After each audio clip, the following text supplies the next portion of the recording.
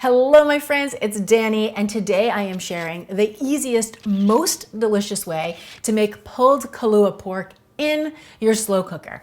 Now, this recipe uses just 4 ingredients. It's pretty much all hands off, and it makes a great head start ingredient for those of you who like to do meal prep. As a matter of fact, once I show you how to make the pork, I'm also going to share 3 super simple meal ideas that you can make throughout the week using the pork as your head start ingredient. So if that's something that interests you, make sure you stick around to the end of the video. So the 4 ingredients that you need are fresh garlic, a coarse to medium grain sea salt. I'm using a red sea salt, which I'll talk more about in a little bit.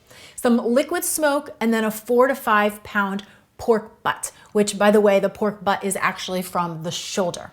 Now, the pork that I'm using today is from a company called ButcherBox. They deliver grass-fed, pastured chicken and heritage-grade pork right to your door on a monthly basis. So if you've been trying to get your hands on good quality meat and you have a hard time doing that in your area, or if you're just looking for a convenient way to do that, I highly recommend them. I would say about 85% of the meat we eat these days comes from ButcherBox. So if you're interested, I will of course leave a link down in the description box below.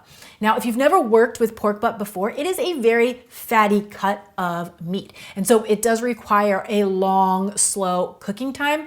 So the first thing I always do is I remove as much visible fat from the outside as I can, because there's also a lot of fat marbled throughout, so you don't have to worry about anything drying out. So I just start by slowly trimming the fat off the outside. You'll see there's a big fat cap over the top. I just get as much of that off as I possibly can, and then I just rotate it around and trim off wherever I see a little excess that I can get rid of. Then once I've removed as much of the visible fat as I can, I just poke a few holes throughout the pork. So I use my knife and just cut these little slits. I usually make about 6 slits. And then into each of those slits, I take a clove of garlic that I've removed from the peel, and I just slip it right into the slit. So you're gonna do that in each one that you made. And what this does, it's gonna help to infuse that garlic flavor all throughout the pork while it's cooking nice and slow. Next, I'm ready for the salt. So the general rule of thumb is you want to use 3/4 of a teaspoon of medium to coarse grain sea salt per pound of meat. So my pork ends up being about 3.5 pounds once I've trimmed it up. So I'm going to be using 2.5 teaspoons of the salt.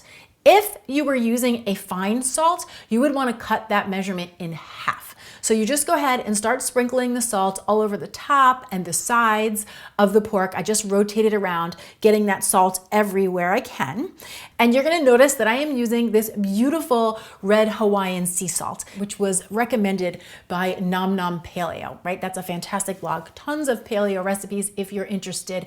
This recipe was inspired by one of her recipes. So I will of course link to that down in the description box below. But let me just chat about the salt for a minute. So this beautiful red Hawaiian sea salt is made from minimally processed Pacific sea water blended with a touch of red clay. It contains 19% trace minerals and electrolytes, so it actually contains less salt than table salt. You could definitely make this recipe using any sea salt, but if you were interested in this beautiful red Hawaiian sea salt, I bought it right on Amazon, and again, I will link it down in the description box below.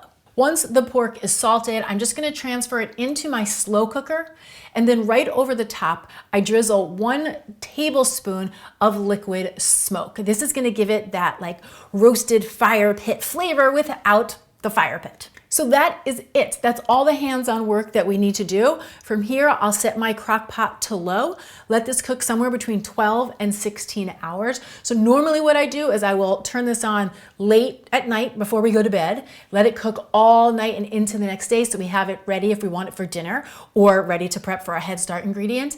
Another thing you could do is wake up really early and get it cooking like 4 a.m. And again, you'd have it ready for dinner that night. So many options, many roads to travel. Once the pork is done cooking, you're gonna see that it will literally be falling apart. It's so tender. So what I like to do is I just carefully remove it from my slow cooker, and then using 2 forks, I gently start to shred the meat apart. Now you're gonna notice that there's still a lot of fat marbled throughout the pork, so I just pull out as much of that as I can and discard it. So I just set it aside, and then any of the rich meaty pieces, that's what I like to save and use for our meals. If we were eating it right away, I would normally just put it in a serving bowl and bring it over to the table. You could also put it back into the slow cooker. Just make sure that you remove all of that excess liquid first, because that liquid is going to be very salty. You could save a little bit to drizzle over the top, but you don't want to put all the pork back into the liquid. Or mostly what I do with this recipe is I make it and then I put it in an airtight container so that we have it to use as a head start ingredient throughout the week, because it is a great base for so many different meals, 3 of which I'm going to show you right now. So the first meal that I love to make when I have this pork on hand are baked sweet potatoes topped with the shredded pork and a very simple onion, radish, and cilantro salsa. So I start with some cleaned sweet potatoes and I just poke a few holes around the sweet potatoes, place them on a baking sheet, and then pop them into a 400-degree oven for about 1 hour, or until they're nice and soft and all of those sugars are kind of oozing out the little slits that I made in the sweet potato. In the meantime, I will chop up some onion, a bunch of radishes, some fresh cilantro, give that a big fat squish of fresh lime juice and a pinch of salt. Mix that together and it makes a very simple, fresh, bright salsa.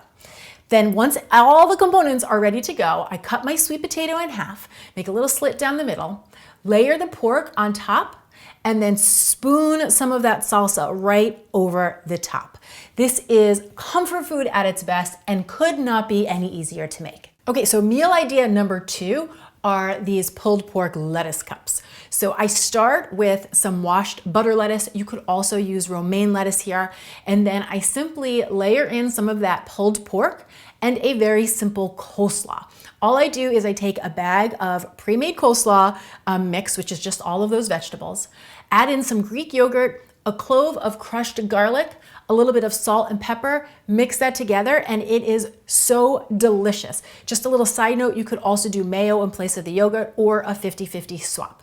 Then you're just gonna take that slaw, put a little dollop on top of the pork, and you have this beautiful, light, delicious lettuce cup stuffed with the pork and the coleslaw. Again, super easy meal to pull together and so satisfying. And one last meal idea for you, something else we really like to do when we have this pork in the fridge, is I'll make little bento boxes that we have on hand for lunch, or if we just want a really light, easy dinner. So I'll start by layering in a little bit of jasmine rice that I mixed with some chopped cilantro and fresh lime juice right into this 3-cup glass container. Now, to keep it really easy, I buy frozen jasmine rice, so that only takes 2 minutes to cook as well. So you mix those all together, then I layer that in my bento box.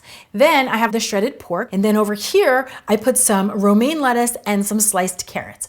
Really simple, fresh, crunchy. Then I take a big old dollop of that salsa that we made earlier, layer that in as well, give it a fresh lime, and you've got this simple, delicious bento box ready to roll. So there you have it, a very simple and delicious recipe for your slow cooker and 3 super delicious ways to enjoy it. And guys, those ideas are just the tip of the iceberg. There's so many things you can do with it. And if you make this pork, I would love to hear how you decide to use it down in the comments below. Now, if you have not already, please take a moment to subscribe, like, and share this video with anybody else you know who wants to make healthy eating easy. And thank you so much for watching. I'm Dani Spies, and I will see you back here next time with some more clean and deliciousness. Cheers! Today I am showing you, boop, to make slow cooked, boop, pulled Kalua pork in your slow cooker. Boop! Most delicious way to make, wow, pulled Kalua pork, pulled Kalua pork, pulled Kalua pork. Also is, hello my friends, it's Dani, and today I am sharing the easiest, most delicious way to make pulled Kalua.